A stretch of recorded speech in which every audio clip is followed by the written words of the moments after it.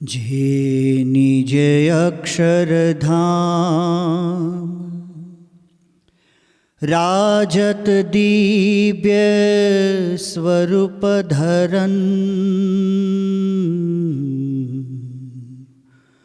सो प्रकटे घनश्याम आत्यंतिक जीव मुक्ति करन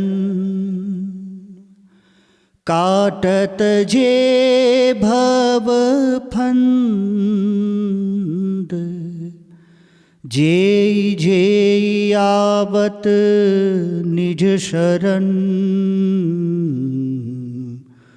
बंदऊ सहजानंद बंदऊ सहजानंद सकल विघ्न के मुरहरन बंदवु अक्षर ब्रह्म गुणातीत जेहि रूप दुअन ताहु प्रकट पर ब्रह्म सदा एकांतिक धर्म धरन विचरत या भुवि आज ब्रह्म स्वरूप हरि प्रकट तन प्रमुख जी महाराज प्रमुख जी महाराज बंदउ जेहि मम गुरुचरण महंत जी महाराज बंदउ जेहि मम गुरुचरण अक्षर पुरुषोत्तम प्रभु बंदउ तुम पद कंज याचु पद रज सिर धरी हरहु बिघन कै गंज गुरु परंपरा चरण परु आशीष अर्पहु मोहि स्वामी नारायण चरित का मानस पूरन होई स्वामी नारायण चरित का मानस पूरन होई। श्री स्वामीनारायण भगवान की जय। अक्षर पुरुषोत्तम महाराज की जय। श्री राधा कृष्ण देव की जय। सियावर रामचंद्र भगवान की जय।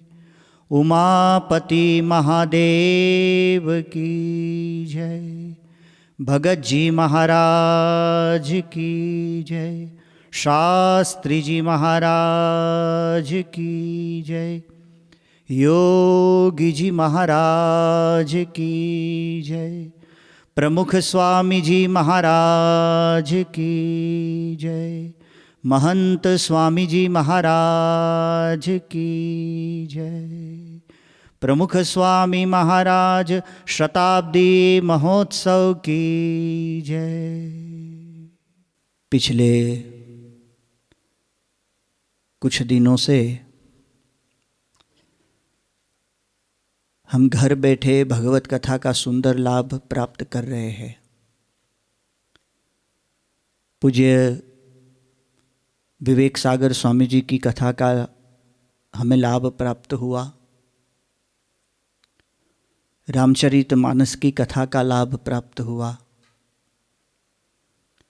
पूज्य जयतीर्थ स्वामी जी के मुख से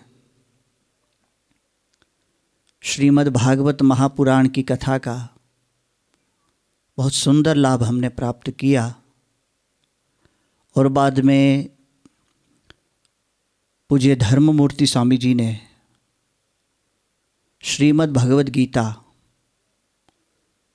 उसका अद्भुत ज्ञान लाभ हम सभी को दिया। आज से हम स्वामी नारायण भगवान के दिव्य चरित्रों की कथा प्रारंभ करते हैं। ऐसे भगवान स्वामी नारायण जी, जिनकी पावनकारी स्मृति में आज देश और विदेश में अक्षरधाम जैसे महामंदिरों का निर्माण हुआ है। कौन होगी वो भगवान स्वामी नारायण जी कि जिनको हार्दिक रूप से भावांजलि, श्रद्धांजलि अर्पण करने के लिए आज विश्व भर में भव्य शिखरबद्ध मंदिरों की स्थापना हुई है। हजारों की संख्या में हरि मंदिरों का निर्माण हुआ है और उस मंदिरों में मुख्य अधिष्ठाता देव के रूप में भगवान स्वामी नारायण जी की मूर्ति प्रतिष्ठा करके आज लाखों भक्तों देश विदेश में भगवान स्वामी नारायण जी की उपासना और भक्ति करते हैं। कौन है वो भगवान स्वामी नारायण जी? जब दिल्ली के अक्षरधाम का उद्घाटन समारोह था और उस समय भारत के तत्कालीन प्रधानमंत्री डॉक्टर मनमोहन सिंह जी पधारे थे, उस समय उन्होंने बहुत सुंदर बात कही थी। उन्होंने कहा था कि ऐसा भव्य और दिव्य अक्षरधाम और जो मात्र 5 वर्ष की समयावधि में पूर्ण हुआ है, ये देखकर अनुमान लगाया जा सकता है कि विश्व भर में स्वामी नारायण भगवान के आश्रित अनुयायी भक्तों की संख्या काफी है। उनकी बात सच है। लाखों की श्रद्धा, समर्पण, भक्ति और भगवत स्वरूप की निष्ठा का साकार रूप ही मंदिर होता है। और ऐसे भगवान स्वामी नारायण जी, जिनको विश्व भर में आज लाखों भक्तों अपने इष्ट आराध्य देव मानते हैं, और भगवान स्वामी नारायण जी का कैसा दिव्य प्रभाव उन सब भक्तों पर है। उनके उपदेश वचनों, उनके शिक्षा वचनों, उनके आदेश वचनों का देश और विदेश में रहते हुए भी परम श्रद्धा और आस्था पूर्वक, भक्ति पूर्वक मात्र और मात्र भगवान स्वामी नारायण जी को प्रसन्न करने के लिए ही ये वचनों का भक्तों पालन करते हैं। कैसा अनुशासन, कैसा प्रेम, कैसा वात्सल्य भगवान का भक्त के प्रति और भक्तों का भगवान के प्रति है। ये स्वामी नारायण भगवान अद्भुत चुंबकीय मुद्राकर्षण, जिनके ये आकर्षण से आकर्षित होकर उनके सानिध्य में परम शांति का अनुभव करके भगवान स्वामी नारायण के समय में ही हजारों मुमुक्षुओं उनके श्री चरणों में त्यागी परमहंस बने थे। संसार का परित्याग करके आजीवन निर्वेद के पथ पर चलने के लिए जिनके प्रेम से जो विवश बन जाए, कैसा होगा वो आकर्षण। कौन है वो भगवान स्वामी नारायण जी? मात्र 21 वर्ष की आयु के भगवान स्वामी नारायण जी एक विशाल स्वामी नारायण संप्रदाय के अध्यक्ष धर्म धुरंधर गुरु पद पर अभिषिक्त हुए। मात्र 25 वर्ष की आयु के भगवान स्वामी नारायण जी ने एक ही रात में 500 त्यागी को परमहंस दीक्षा से दीक्षित किए। कैसा सुंदर प्रभामंडल होगा भगवान स्वामीनारायण जी का, कितना दिव्य अलौकिक भाव होगा और कितनी परम आस्था श्रद्धा उनकी प्रतिमाओं में आज भी भक्तों को है। जिनके तपस्वी बाल योगी नीलकंठ वर्णी स्वरूप उसका श्रद्धापूर्वक परम आस्थापूर्वक लाखों भक्तों आज देश विदेश में जलाभिषेक करते हैं और मन में परम शांति का अनुभव करते हैं, हृदय में अति अपार सुख का आनंद का अनुभव करते हैं। आइए श्री स्वामीनारायण भगवान के ये दिव्य चरित्र को आज से हम सुनना प्रारंभ करें। भगवान स्वामीनारायण के चरित्र की अपार गाथाओं है। उनके चरित्र का वर्णन करते हुए ग्रंथों का अंबार है। भगवान स्वामीनारायण जी के समय में ही सत्संगी जीवन ग्रंथ, हरिचरित्रामृत सागर ग्रंथ, भक्त चिंतामणि ग्रंथ, श्री हरिचरित्र चिंतामणि ग्रंथ आदि ग्रंथों तत्कालीन परमहंसों ने लिखे थे, जिनमें भगवान स्वामीनारायण का बाल्यकाल से लेकर जन्म से लेकर प्रत्येक दिव्य चरित्र का अद्भुत वर्णन है। श्री हरिलीला कल्पतरु नामक विशाल ग्रंथ की रचना भी हुई। दुर्गपुर महात्म्य, अक्षर ब्रह्म गुणातीतानंद स्वामी जी की बातें, सदगुरु गोपालानंद स्वामी जी की बातें, भूमानंद स्वामी जी की बातें, सदगुरु निर्गुणदास स्वामी जी की बातें, ये सभी ग्रंथों के अंदर भी भगवान के चरित्रों का स्मरण करके भगवान के आश्रित परमहंसों ने अपने सुख के लिए, निजानंद के लिए ये चरित्रों का संग्रह किया है। सदगुरु ब्रह्मानंद स्वामी, उनके द्वारा रचित ब्रह्मानंद काव्य जो भगवान स्वामीनारायण जी को समर्पित है। सदगुरु निष्कुड़ानंद स्वामी रचित निष्कुड़ानंद काव्य एवं निष्कुड़ानंद पदावली, सदगुरु मंजुकेशानंद स्वामी रचित मंजुकेशानंद काव्य, प्रेमानंद स्वामी रचित प्रेमानंद पदावली और अन्य परमहंसों के द्वारा रचित हजारों काव्य कीर्तनों जो भगवान स्वामीनारायण जी को संबोधित करके उनके श्री चरणों में भक्ति अर्घ्य के रूप में निवेदित किए गए हैं, यही बताता है कि भगवान स्वामीनारायण जी कितने अद्भुत अलौकिक साक्षात परमेश्वर है और उनके ये दिव्य ग्रंथों और पदों के द्वारा परमहंसों ने जो वर्णन किया है उसमें भगवान के रूप का, उसकी माधुर्यता का, उसकी लावण्यता का, उनके स्वरूप का, स्वभाव का, शील का और सौंदर्य का अद्भुत वर्णन मिलता है। भगवान स्वामीनारायण जी के उपदेश वचनों का संग्रह भी वचनामृत ग्रंथ के द्वारा हुआ है। साथ साथ में श्री हरि दिग्विजय, हरिवाक्य सुधा सिंधु आदि ग्रंथों में भगवान के उपदेश वचनों को भी संग्रहित किए गए हैं। संस्कृत और प्राकृत भाषाओं के अंदर ये ग्रंथों की रचना हुई है। भगवान स्वामीनारायण जी के शिक्षा वचनों को शिक्षा पत्र के रूप में आज प्रतिदिन भक्तों पढ़ते हैं, उसका अनुस्मरण करते हैं, उसका अनुशीलन करते हैं। कैसा दिव्य प्रभाव होगा भगवान स्वामीनारायण जी का।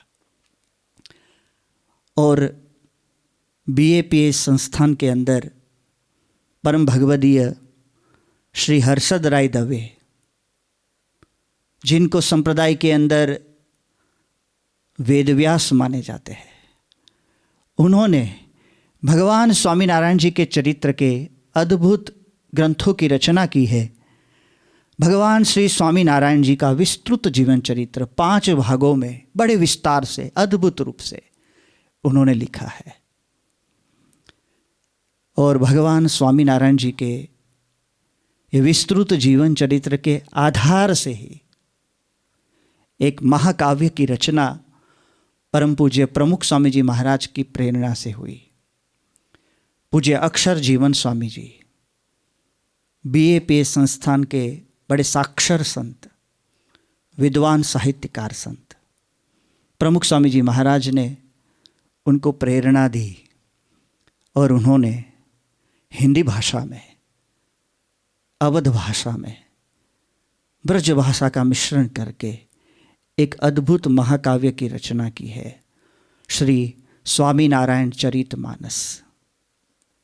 आज से श्री स्वामीनारायण चरितमानस ग्रंथ के आधार से हम भगवान के दिव्य चरित्र का दर्शन करेंगे। स्वामी नारायण चरित उदारा, जन्म मरण दुख मेटन हारा। स्वामी नारायण चरित उदारा, जन्म मरण दुख मेटन हारा। सुनत सुनत ना सतत्रयतापा, पापी जन के धोवत पापा। प्रकट हरि कथा कलिमलहारी, भवसागर से लेत उबारी। पंच विषय तई प्रीति मिटावे, देह गेह जगत बुलावे। दर्द मिटे तन मन के सबही, होत लगन हरि में अति तबही। धर्म एकांतिक स्थापन हेतु, प्रकटत हरि निज धाम समेतु। हरि के सुख में जो मतवारा, ताकुन परसे सुख संसारा। भूतल प्रगट गए अवतारी, गाथा उनकी भव भयहारी। गाथा उनकी भव भयहारी। गाथा उनकी भव भयहारी।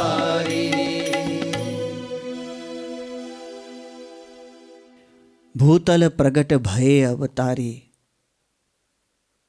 गाथा उनकी भव भयहारी। वास्तव में ये चरित्र हमारे भव भटकन को मिटा दे, ऐसा ही है। ये त्रिविध ताप का नाश कर दे, संतापों का नाश कर दे, जन्म मरण के दुख को भी मिटा दे, ऐसा ये अद्भुत चरित्र है। भारत की इस पवित्र धरती, जहां मोक्ष का असाधारण हेतु सिद्ध होता है, और इसीलिए देवलोक के देवताओं भी ये पुण्य धरा पर अवतार लेने के लिए लालायित रहते हैं। उनके मन में भी इस भूखंड पर, भारत की इस पवित्र धरती पर प्रकट होकर असाधारण मोक्ष के लिए उपाय करने की युक्तियां बनी रहती है। भगवान के अवतार भी समय समय पर भारत की इस पवित्र धरती पर ही हुए हैं, परंतु अब की बार, प्रथम बार स्वयं अवतारी प्रगट भय। क्या है उनके प्रागट्य का उद्देश्य? स्वयं भगवान स्वामीनारायण जी कहते हैं, एक बार भगवान कार्याणी गांव में विराजमान थे और उनके सन्मुख संतों भक्तों सत्संगी विराजमान थे। और उस समय भगवान स्वामीनारायण जी ने एक प्रश्न उनको पूछा। भगवान ने कहा, भगवान जीवों के कल्याण के लिए पृथ्वी पर अवतार धारण करते हैं, तो बिना अवतरित हुए अपने धाम में रहते हुए क्या कल्याण करने में समर्थ नहीं है? कल्याण तो भगवान जैसी मर्जी कर सकते हैं, तब अवतार धारण करने का प्रयोजन क्या है? आगे भगवान स्वामीनारायण जी कहते हैं, और जो अवतार धारण करे तब ही भगवान में कल्याण करने का सामर्थ्य हो, और बिना अवतरित हुए कल्याण नहीं कर सकते हैं तो भगवान भी उतने असमर्थ माने जाएंगे। परंतु भगवान तो सदा समर्थ ही है। वे तो अवतरित होकर अथवा बिना अवतार धारण किए भी कल्याण कर सकते हैं। तो अवतार धारण करने का प्रयोजन क्या है? स्वयं परब्रह्म पुरुषोत्तम भगवान दया करके इस धरातल पर आए। उनके प्रागट्य का, उनके अवतरण का मात्र एक ही उद्देश्य है जो भगवान स्वामीनारायण जी आगे समझाते हैं। भगवान स्वामीनारायण जी कहते हैं कार्याणी प्रकरण के ये 5वें वचनामृत में कि भगवान के प्रति अतिशय प्रीतिवान जो भक्त होता है, उसकी भक्ति के अधीन होकर उस भक्त को सुख देने के वास्ते जैसी भक्त की इच्छा हो वैसा रूप भगवान धारण करते हैं। और जैसे जैसे अपने भक्त के मनोरथ होते हैं वे सभी पूर्ण करते हैं। और भक्त तो स्थूल भाव से युक्त है और देहधारी है, इसलिए भगवान भी स्थूल भाव को धारण करते हैं और देहधारी सदृश होते हैं, और अपने भक्त को लाड लड़ाते हैं और अपने सामर्थ्य को ढंककर भक्त के साथ पुत्र भाव, सखा भाव, मित्र भाव, सगे स्नेही के भाव से व्यवहार करते हैं। उससे भक्त को भगवान के साथ अधिक मर्यादा रहती नहीं है, और जैसे भक्त की इच्छा हो उस प्रकार भगवान लाड लड़ाते हैं। अर्थात अपने जो प्रेमी भक्त है उनके मनोरथों को पूर्ण करना वही अवतार धारण करने का प्रयोजन है। साथ साथ में असंख्य जीवों का कल्याण भी करते हैं और धर्म का स्थापन भी करते हैं। तो यहाँ स्वयं परब्रह्म पुरुषोत्तम भगवान अपने प्रागट्य का हेतु बताते हैं कि भगवान स्वयं प्रकट होते हैं, वो मात्र और मात्र अपने प्रेमी भक्तों के मनोरथों, जो भक्तिपूर्ण मनोरथ है, उसको पूर्ण करने के लिए ही भगवान अवतार धारण करते हैं। इसलिए यही शुभ भाव से, अपने संकल्प से, अपनी दया और करुणा से अनंत जीवों के कल्याण के लिए भगवान साक्षात अक्षरधाम के अधिपति परब्रह्म पुरुषोत्तम स्वयं भूतल पर प्रकट हुए। ये वसुंधरा धन्य हुई, भारत की ये भूमि धन्य हुई, सरवार प्रांत धन्य हुआ, सरयू सरिता धन्य हुई, कौशल देश धन्य हुआ, गोंडा जिला धन्य हुआ, छपिया गांव धन्य हुआ। धन्य धन्य उत्तर धरा भारत की मूर्धन्य, धन्य सरवार प्रांत को सरयू सरिता धन्य। धन्य देश कौशल कहो जनपद गोंडा धन्य धन्य ही छपिया गाँव को, रजकन उसकी धन्य धन्य है धर्मदेव को, ब्राह्मण सरयू पार, भक्ति देवी अति धन्य हो, गृह प्रकटे करतार। भक्ति देवी अति धन्य हो, गृह प्रकटे करतार। धर्म और भक्ति, ये दिव्य दंपति को भगवान के दिव्य पिता और भगवान की दिव्य माता बनने का सौभाग्य प्राप्त हुआ। उत्तर भारत के सरयू पारीन ब्राह्मण इटार के राज पंडित कन्हीराम के पुत्र बाल शर्मा थे, और बाल शर्मा के पुत्र देव शर्मा। देव शर्मा साक्षात धर्म का साकार रूप थे। जैसे धर्म ने ही मूर्तिमान शरीर धारण किया है, इसीलिए सभी लोग उनको धर्मदेव कहते थे। उनके आचार विचार व्यवहार और विहार सभी शास्त्र की मर्यादा के अंदर ही थे। शास्त्र की मर्यादा से बाहर कुछ नहीं होता था।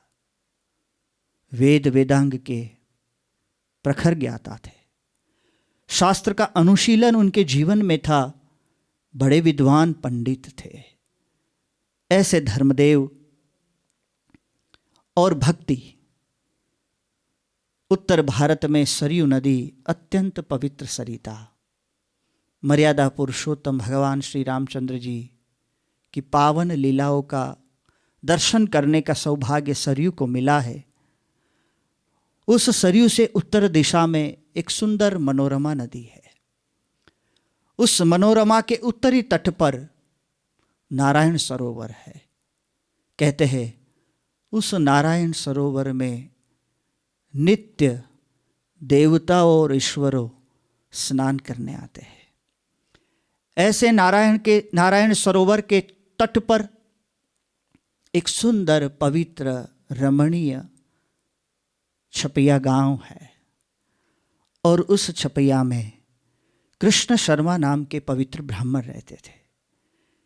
भवानी उसकी स्त्री का नाम था, और कृष्ण शर्मा और भवानी देवी से एक पुत्री का जन्म हुआ जिसका नाम बाला देवी था। और वो बाला देवी स्वयं मूर्तिमंत भक्ति ही समझो अवतरित हुई थी। प्रेम का वो साकार रूप थी। प्रेम वत्सला भक्ति उनके हृदय में थी, इसीलिए उसको प्रेमवती भी कहते थे। ये धर्म और भक्ति का विवाह संपन्न हुआ, और ये दिव्य दंपति आज भी हम सभी के परम पूजनीय बने हुए हैं। भगवान के अवतरण के शुभ चिन्ह भक्ति में शोभायमान हुए हैं। भगवान के प्रागट्य की एक दिव्य भूमिका तैयार हुई है। प्रेमवती के उदर में बसे अक्षरातीत, सखियाती प्रमुदित हुई, गा रही महिमा गीत, सखियाती प्रमुदित हुई, गा रही महिमा गीत। जो है अगम निगम से पारा, मन मति इंद्रिय सब ते न्यारा। जो है अगम निगम से पारा, मन मति इंद्रिय सब ते न्यारा।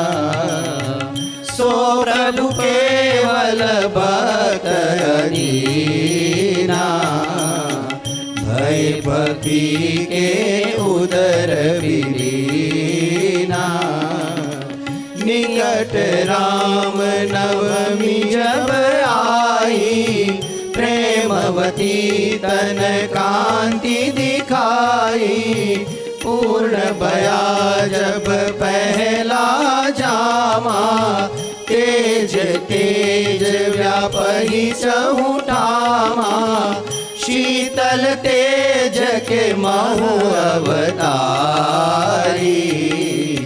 दिव्य धवल शुभ अंबर धारी। द्वय भुज षोडश वर्षी काया, अभय हस्त ढाढ़त वृषराया। श्वेत सांवरी मूरत देखी, प्रेमवती निज अंतर लेखी। प्रेमवती निज अंतर लेखी, प्रेमवती निज अंतर लेखी। प्रेमवती के उदर में बसे अक्षरातीत, सखिया अति प्रमोदित हुई गा रही महिमा गीत।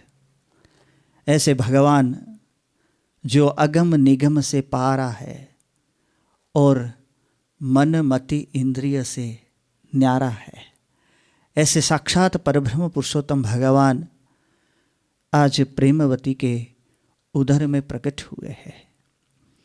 भगवान स्वामीनारायण जी को उनके परमहंस धरानंद स्वामी जी ने एक बार प्रश्न पूछा कि भगवान तो अक्षरातीत है और मन वाणी से परे है और सर्व को अगोचर है, वह भगवान सभी को प्रत्यक्ष हुए हैं, उसका क्या हेतु है? तब भगवान स्वामीनारायण जी ने कहा था कि अक्षरातीत और मन वाणी से पर और अगोचर ऐसे जो भगवान, वही स्वयं कृपा करके ऐसा संकल्प करते हैं कि ज्ञानी अज्ञानी ऐसे जो मृत्यु लोक के सभी मनुष्य मुझे देखे। ऐसे संकल्प से, सत्य संकल्प ऐसे जो भगवान वह कृपा करके मनुष्य लोक के सभी मनुष्य देख सके, ऐसे होते हैं। भगवान स्वामीनारायण जी यहाँ कहते हैं कि ज्ञानी और अज्ञानी सभी मुझे देखे, ऐसा भगवान संकल्प करते हैं। अपने परम दिव्य अक्षरधाम का तखत छोड़े बगैर भगवान स्वयं अपने संकल्प से सभी को नयन गोचर होते हैं और सभी उनके दिव्य नरनाट्य को देख सकते हैं। हाँ, जो ज्ञानी है, जो भक्त है, जिनको वो बताना चाहते हैं, वो दिव्य भाव सहित उनके चरित्र को देखते हैं, और जो अज्ञानी है वो चरित्र में मनुष्य भाव को देखता है। ज्ञान और अज्ञान का भेद, भगवान के स्वरूप को हम कैसे जानते हैं, वहीं पर ही हो जाता है। ऐसे भगवान भक्ति माता को दिव्य दर्शन देते हैं। माता अत्यंत पुलकित हुई है। अत्यंत तेजोमय दिव्य स्वरूप का 16 वर्षी सुंदर काया, मंद मंद हंसते हुए भगवान ने अपने अक्षरधाम के दिव्य स्वरूप का दर्शन भक्ति माता को दिया है। और भक्ति इस प्रकार से उत्साहित बनी है, पुलकित हुई है और प्रभु को प्रार्थना करती है कि महाराज मेरे मनोरथों को पूर्ण करो। पुत्र के रूप में आप मेरी कोख से अवतरित हो, मुझे अपार सुख का, आपके परम दिव्य सानिध्य का और सामीप्य का लाभ प्रदान कीजिए। भगवान मंद मंद हंस रहे हैं। मंद मंद हरि हंस रहे, सुनहि मात पुकार, प्रकट भये शिशु रूप में, ढाकी असल आकार। प्रकट भये शिशु रूप में, ढाकी असल आकार। संबत 1837 सुदी नवमी मधु मास की निशा। संवत 1837 सुदी नवमी मधु मास की निशा। प्रगट भये आप ही अवतारी, भक्ति मात की गोद सवारी। छपिया पुर अति शोभा धारे, सरिता दक्षिण छोर पखारे। तीर्थ मखोड़ा सुंदर शोभे, नारायण सर मन को मोहे। नारायण सर मन को मोहे। नारायण सर मन को मोहे।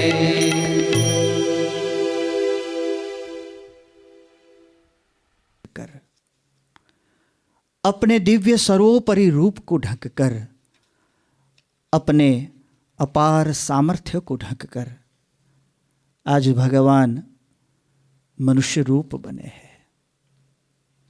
वो मनुष्य रूप परमात्मा और अक्षरधाम में विराजमान दिव्य परमात्मा, वो दोनों एक ही है, उसमें कोई भेद नहीं है। भगवान स्वामीनारायण जी कहते हैं, दिव्य ऐसे जो नाना प्रकार के उपचारों से मुक्त पुरुषों द्वारा सेवित और मुक्त पुरुष को सदा आनंद प्रदान करते हुए अपने अक्षरधाम में सदा विराजमान ऐसे सर्वोपरि जो पुरुषोत्तम भगवान, वो ही दया करके जीवों के कल्याण के लिए पृथ्वी पर प्रकट होकर सर्वजन को नयन गोचर होते हैं। और वह आपके इष्ट देव है और तुम्हारी सेवा अंगीकार करते हैं। ऐसे जो वह प्रत्यक्ष पुरुषोत्तम भगवान का स्वरूप और अक्षरधाम में विराजमान भगवान का स्वरूप अभिन्न है, दोनों में कोई भेद नहीं है। और ऐसे जो यह प्रत्यक्ष पुरुषोत्तम भगवान वह अक्षरादिक सभी के नियंता है, ईश्वर के भी ईश्वर है और सर्व कारण के भी कारण है और सर्वोपरि रूप है और सर्व अवतार के अवतारी है और आप सभी को एकांतिक भाव से उपासना करने योग्य है। गढ़ड़ा अंत्य प्रकरण के 38वें वचनामृत में भगवान स्वामीनारायण जी ने कहा कि असल आकार को ढककर भले भगवान मनुष्य रूप में हमारे बीच में प्रकट हुए हो, परंतु ये तो मात्र उनका नर नाट्य है। कलिमलहारी अविनाशी भगवान, सुखकारी, आनंदकारी, मंगलकारी भगवान नर तनु को धारण करते हैं। भक्ति माता अति पुलकित हुई है, धर्मदेव आनंदित हुए हैं और छपैया में जय जयकार हुआ है। सभी के मन पुलकित हुए हैं। अंतरिक्ष में देवता वो विमान में आकर पुष्प वृष्टि कर रहे हैं। सुर सौ विमान लावी पुष्प वृष्टि करे आवी, सुर सौ विमान लावी पुष्प वृष्टि करे आवी, प्रेम पूरो दर्शावी रे, प्रगट थया छपैयामा सुखकारी रे। त्यागी तपस्वी योगियों का मन पुलकित हो गया है। सभी के मन में आनंद आनंद आनंद छा गया है। साक्षात परब्रह्म पुरुषोत्तम के अवतरण से ये धरा दिव्य बनी है। आज तक तपस्या करते हुए ऋषि मुनि संत तपस्वी त्यागियों सिद्ध सन्यासियों आज पुलकित हुए हैं। ऋषि परंपरा का अनुशीलन करते हुए, ऋषि परंपरा का वहन करते हुए, वेदों का उच्चारण बार बार करते हुए उस वेद पाठी ब्राह्मणों के हृदय में आज साक्षात वेद तत्व का अनुभव हो रहा है।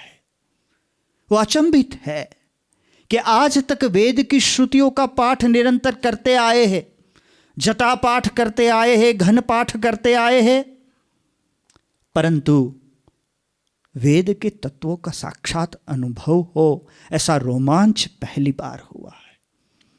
सभी रोमांचित है।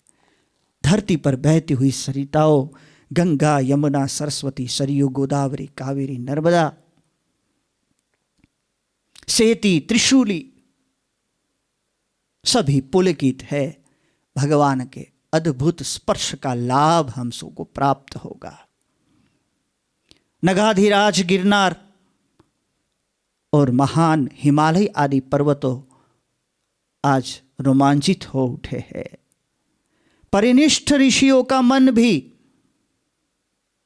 आत्मा में से उसकी वृत्ति विचलित हुई है और आत्मा से भी अपार सुख का अनुभव भगवान के प्रागट्य से ही अपने हृदय में वो कर रहे हैं और उनको लगता है येनाक्षरम पुरुषम वेद सत्यम प्रोवाच ताम तत्वतो ब्रह्म विद्याम या विद्या सा विमुक्तये। मुक्ति के लिए जिस विद्या का, ब्रह्म विद्या का, अध्यात्म विद्या का आज हम जिस प्रकार से सार ग्रहण कर रहे थे, आज वो ब्रह्म विद्या का साक्षात स्वरूप अर्क स्वयं पर ब्रह्म पुरुषोत्तम भगवान प्रकट हुए। अपने दिव्य अक्षरधाम को लेकर, मुक्तों को लेकर, समग्र ऐश्वर्य को लेकर भगवान इस भूमंडल पर प्रकट हुए हैं।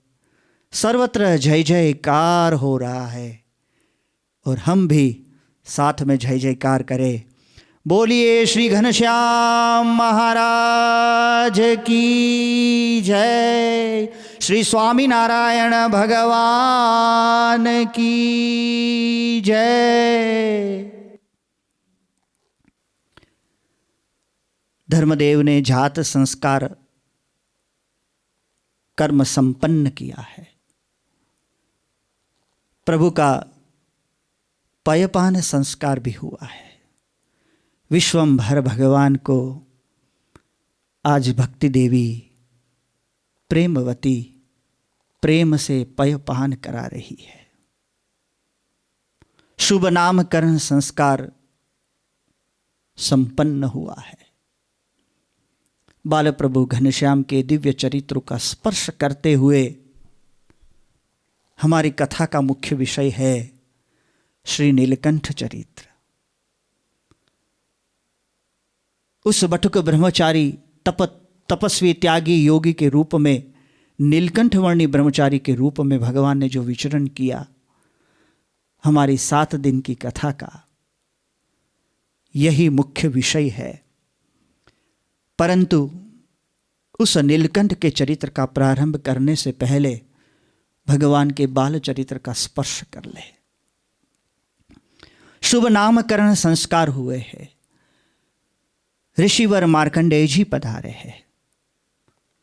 और प्रेम से पुलकित होकर सौभाग्य समझकर मार्कंडेय जी अपने चिरंजीवी होने का बहुत बड़ा महती लाभ आज प्राप्त कर रहे हैं। भगवान का हरि कृष्ण और घनश्याम ऐसा नाम उन्होंने रखे। उन्होंने कहा आगे इनके नाम नीलकंठ सहजानंद भी पड़ेंगे। तप त्याग योग धर्म ज्ञान में ये सबसे महान होंगे, इसलिए सभी उनको नीलकंठ भी कहेंगे। बृहस्पति जैसे ही वक्ता रहेंगे। ऐसा बोलते ही सकुचा गए और हाथ जोड़कर कहने लगे, ये तो साक्षात्कार परमात्मा है, इनको किसी भी उपमा संभव नहीं है। अतुलनीय परमात्मा एकमात्र जगत के आधार है, उसको किसकी उपमा दे सके। पंचम मास में भगवान ने प्रवेश किया है, तब ये धरती अत्यंत पुलकित हुई है, क्योंकि प्रभु का भूवि बैठन संस्कार हुआ है। 5 महीने के बाल प्रभु घनश्याम इस धरती पर प्रथम बार बैठे हैं। 6ठे मास में प्रवेश किया है, माता ने मिष्ट अन्न तैयार किया है और उस भात को रांधकर उसमें शहद मिलाकर अन्नप्राशन विधि कराई है। उस मधुर निवाले को, ममतामयी माता के हाथ से प्रथम मधुर निवाले को भगवान ने ग्रहण किया है।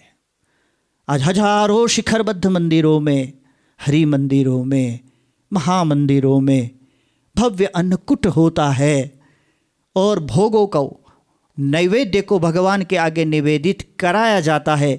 परंतु सौभाग्य भक्ति देवी प्रेमवती का कि प्रथम निवाला अपने ही हाथों से भगवान के श्रीमुख में उसने रखा है। भगवान के कर्णवेद संस्कार हुए हैं। चौलकर्ण संस्कार अर्थात भगवान का प्रथम मुंडन हुआ है। धर्मदेव भगवान 4-5 वर्ष की अवस्था थी तब अब अयोध्या पधारे हैं। छपिया के अंदर कोटरा और कालीदत्त आदि असुरों का भी नाश भगवान ने अपने सामर्थ्य से किया और छपैया वासियों को निशंक बनाए हुए हैं, निश्चिंत बनाए हैं, निर्भय बनाए हैं। 5वें वर्ष में भगवान का प्रवेश होता है।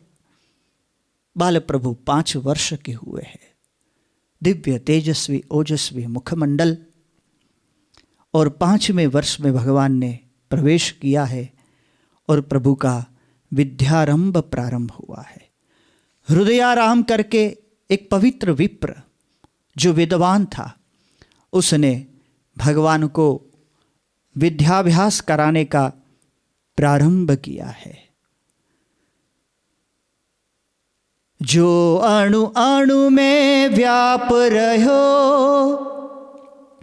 द्वाराक्षर ब्रह्म, देखे हस्ता मलकवत,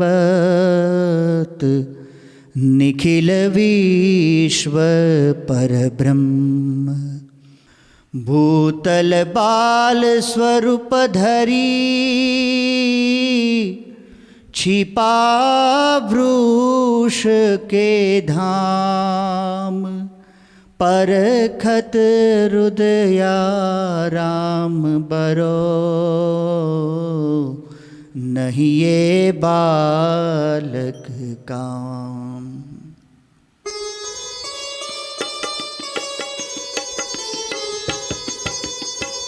तीन पहर बीतत जब यामा, शयन त्याग करते घनश्यामा, ज्ञान दरत निज आत्म रूपा, कलश ले जावत सरयूपा, होई मगन पथ चल यही डोले, सिया राम लक्ष्मण जति बोले।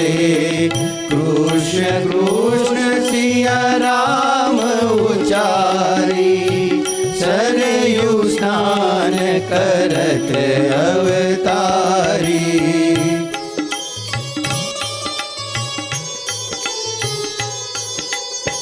बीगे आवत वृषकुल चंदा, नित्य ही पूजत बाल मुकुंदा। सोहे श्वेत बसन वृषलाला, निरख निरख पितु होत नियाला। मात पिता को करहि प्रणामा, करत ही मंदिर दरस कामा। जति व्रत कई धारई दृढ़ दीक्षा, गौपय पी कर पावत शिक्षा।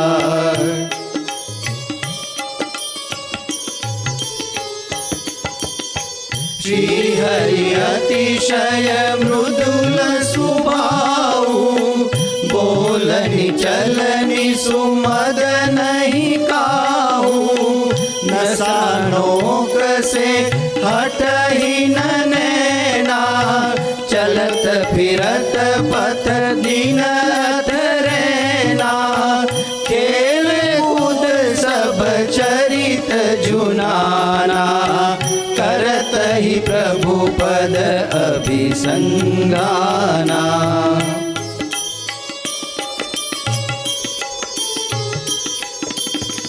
अन्न मिठाई दधि पय नमकीना, गहे न कबू हरि भोग वीना।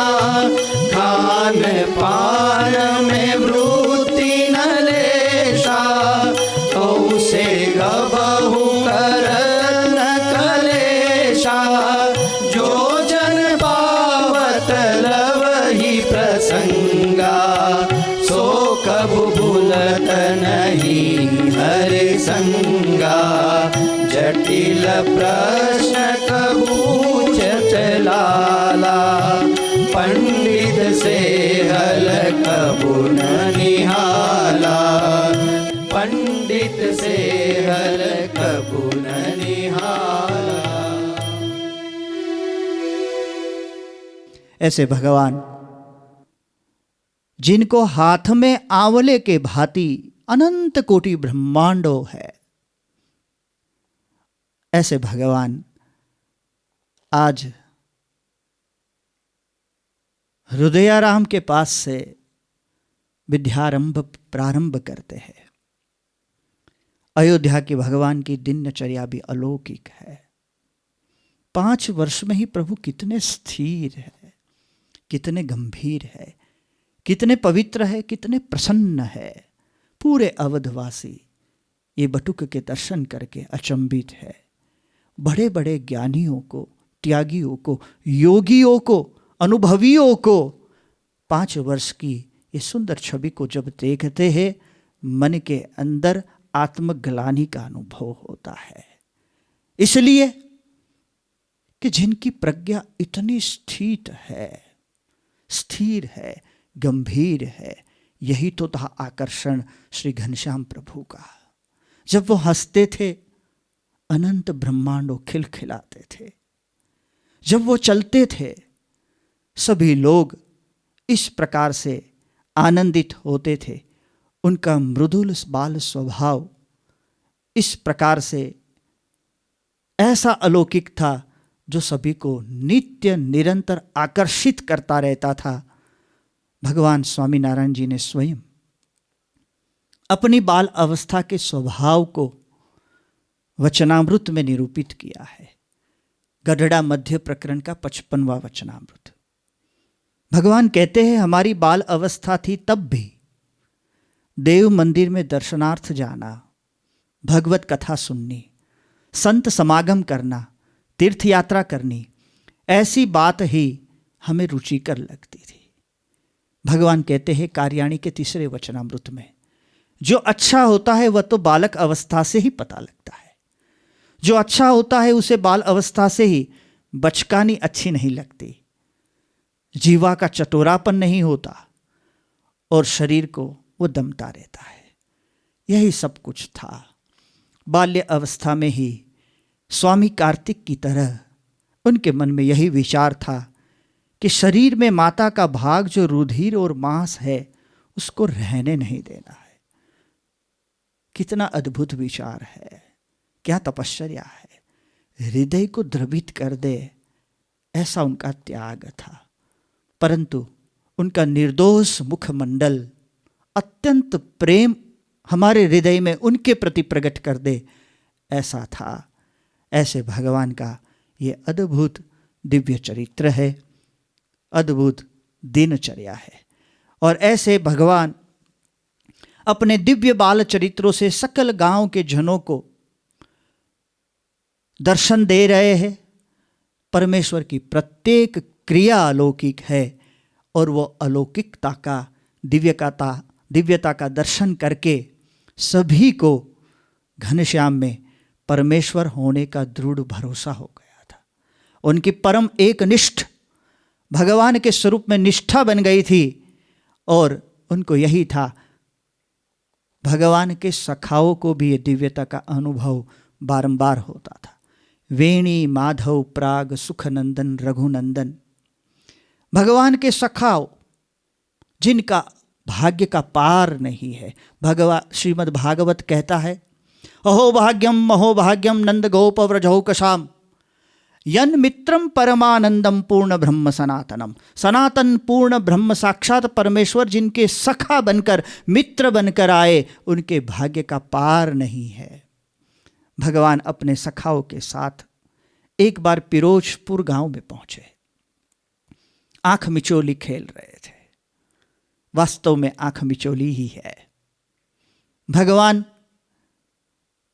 हमेशा अपने दिव्य स्वरूप को ढकने की चेष्टा करते हैं और भक्त उनके दिव्य स्वरूप को प्रकट करने की चेष्टा करता है। यही तो है आंख मिचोली। भगवान आंख मिचोली खेल रहे हैं, पीपल के वृक्ष पर चढ़ गए और अचानक भगवान पीपल के उस वृक्ष पर से पश्चिम की ओर दूर दूर झांकने लगे। सखाओ भगवान को देखते रहे और भगवान कहने लगे, पश्चिम में मुक्त प्रकट हुए हैं, मेरा अक्षर ब्रह्म प्रकट हुआ है, मेरा साक्षात धाम प्रकट हुआ है, मेरे निजी निकटतम प्रियतम भक्त प्रकट हुए हैं। मूलजी शर्मा के नाम से वो प्रकट हुए हैं। आगे चलकर वो गुणातीतानंद स्वामी बनेंगे। वो ही है मेरे रहने का अक्षरधाम। चंद ही वर्षों में मैं जाकर उनको मिलूंगा। सखा अचंभित है और पूछने लगे, प्रभु ये क्या बोलते हैं? आपकी गूढ़ वाणी हमें समझ में नहीं आती। तब भगवान अपने स्वरूप में पुनः आ जाते थे और भगवान कहने लगते थे, पुनः नर नाट्य का प्रारंभ करते थे। अटकन बटकन आंख मिचोली ऐसा बोलकर भगवान सभी को पुनः खेल में जोड़ देते थे। ऐसा अद्भुत चरित्र का दर्शन कराते हुए प्रभु 7 वर्ष के हुए हैं। अहिंसा को प्रतिपादित करते हुए भगवान ने एक धीवर को वहाँ पर शिक्षा दी है और उनको उस धीवर के मन के अंदर प्रभु की भक्ति और अनुराग उत्पन्न करके हिंसा से उसको रोका है, पुण्य के पथ पर अग्रसर किया है। 7 वर्ष 11 मास के प्रभु हुए हैं और अब भगवान को उपवीत संस्कार अर्पण किए गए हैं। यज्ञोपवीत धारण की हुई है। भगवान ने वेद पाठ का प्रारंभ किया है। वेदैश्च सर्वैः अहमेव वेद्यः। सारे वेदों से जिनके स्वरूप को जानना है वो स्वयं आज वेद पढ़ना प्रारंभ करते हैं। धर्मदेव के पास से ही उन्होंने वेद वेदांग उपनिषदों का ज्ञान प्राप्त किया हुआ है। जो भी सुनते थे एक ही बार में स्मरण कर लेते थे। जो स्मरण करते थे उसमें से सार निकाल लेते थे और जो सार निकालते थे वो स्वयं लिख लेते थे। ऐसे भगवान ने अपने हस्तों से ही लिखकर एक सुंदर सार, सिद्धांत का सार, एक गुटका तैयार किया था। भगवान स्वयं ही सार का सार है, उपनिषद का अर्क है, वेदों का निचोड़ है। ऐसे भगवान एक बार धर्मदेव के साथ काशी पधारे। 10 वर्ष की भगवान की आयु है। काशी नरेश प्रतिवर्ष विद्वानों की संगोष्ठी का आयोजन करते थे। इस बार काशी नरूप, जो स्वयं पंडित और ज्ञानी थे, पुण्यवंत और धर्मनिष्ठ थे और दानी भी थे, उन्होंने गंगा तट पर एक महायाग का आयोजन किया था और क्षेत्र के सभी विद्वान विप्रों को बुलाया था और उन्होंने धर्मदेव को भी निमंत्रित किए थे, क्योंकि धर्मदेव की प्रतिष्ठा विद्वानों में बहुत ऊंची थी। विद्वानों की संगोष्ठी में मध्यस्थी के रूप में धर्मदेव की प्रतिष्ठा अपार थी। भगवान पिता धर्मदेव के साथ काशी पधारे हैं। विश्वनाथ भगवान की उस पवित्र धरती को देखने का भगवान के मन में आनंद है। बाल प्रभु को तीर्थ अच्छे लगते हैं। गंगा जी के दर्शन का अत्यंत आनंद है और गंगा जी भी आज पुलकित हुई है। गंगा तट पर ही मणिकर्णिका कुंड के पास गोमठ है, वहाँ धर्मदेव और भगवान का निवास है। बाल प्रभु वहाँ विराजमान हुए हैं। अगले वर्ष, अगले दिन एक सुंदर विद्वत चर्चा का प्रारंभ हुआ। धर्मदेव मध्यस्थी के रूप में विराजमान है और वो विद्वानों में नैयायिकों थे, वैयाकरणियों थे, वेदांत के बड़े ज्ञानियों बैठे हुए थे, कई मत मतांतर को जानने वाले और उसमें श्रद्धा रखने वाले श्रेष्ठ विद्वानों बैठे थे। रामानुज, मध्व, निम्बार्क की परंपरा के विद्वानों भी बैठे थे और वो सभी ने भगवान के स्वरूप की चर्चा का प्रारंभ किया, जीव के स्वरूप की चर्चा का प्रारंभ किया और अपने अपने मत को, मुक्ति की चर्चा का प्रारंभ किया, साधना की चर्चा का प्रारंभ किया। सभी अपने अपने मत को प्रस्तुत कर रहे हैं और इस प्रकार वादे वादे झायते तत्वबोधः, वाद का उद्देश्य मात्र तत्वबोध ही है, परंतु वाद कब वितंडा में बदल गया वो पता नहीं चला। वाद के साथ अहंकार जुड़ जाता है, तब तत्वबोध की भावना दूर हो जाती है। वादे वादे जायते तत्वबोधः, उसके बदले वहाँ वितंडा खड़ा हुआ और उस वितंडा को रोकने के लिए धर्मदेव ने सभी को शांत किए। धर्मदेव का प्रभाव बहुत बड़ा था, सभी शांत हुए। धर्मदेव उस समय कहने लगे, धर्म की इस चर्चा में, ज्ञान की इस चर्चा में, भगवान के स्वरूप की इस चर्चा में हम शास्त्रों का आधार ले रहे हैं। कोई अनुमान से कह रहा है, कोई प्रमाण देकर कह रहा है। जब ये चर्चा धर्मदेव ने प्रारंभ की, उसी बीच में 10 वर्ष की आयु के प्रभु अपने आसन पर से खड़े हो गए। विनीत भाव से उन्होंने धर्मदेव की अनुमति मांगी, राजा की अनुमति मांगी और कहा, यदि आप सबकी इच्छा हो तो मैं कुछ कहूँ।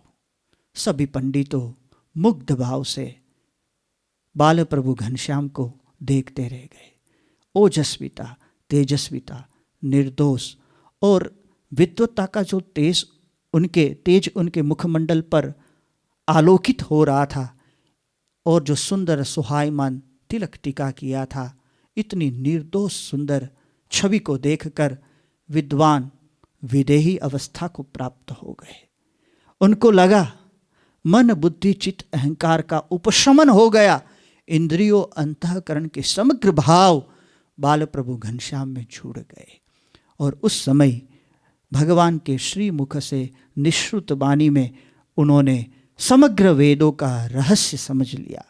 भगवान ने जीव, ईश्वर, माया, ब्रह्म, परब्रह्म के स्वरूप का बहुत सुंदर निरूपण किया। ये 5 नित्य तत्व का बोध दिया और ब्रह्म रूप होकर, अक्षर रूप होकर पुरुषोत्तम की भक्ति करनी ये जीवन का लक्ष्य है, उसको ही ब्रह्म विद्या कहते हैं। ये बात को बहुत अच्छी तरह समझाई। सभी को लगा आज साक्षात परमेश्वर का साक्षात्कार हमें हुआ है। विद्वानों मुग्ध भाव से प्रभु को देखते रहे, राजा भी अचंभित हो गए और सभी ने भूरी भूरी प्रशंसा की और साधु साधु बोलकर श्री घनश्याम महाराज का प्रणाम प्रणिपात और वंदन किया। ये भी कहने लगे, आयु में भले छोटे हैं, ज्ञान बड़ा है और वो बड़े विद्वान है। भगवान ने वहाँ पर काशी विद्वानों की सभा को जीत लिया और इस प्रकार अपनी लीला का विस्तार करते हुए, सबको आनंदित करते हुए भगवान पुनः अयोध्या पधारे हुए। आज की कथा को यहीं पर हम विश्राम देते हैं।